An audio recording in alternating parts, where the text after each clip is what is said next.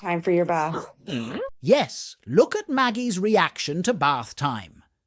Doesn't she seem to wish she hadn't heard it? Come on, let's go. Let's go take a bath. Come on, man. No. We couldn't quite understand whether our aggressive friend loves his bed a lot or just despises bath time.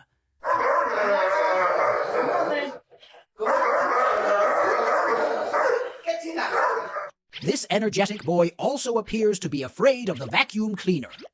Well, he's not entirely unjustified.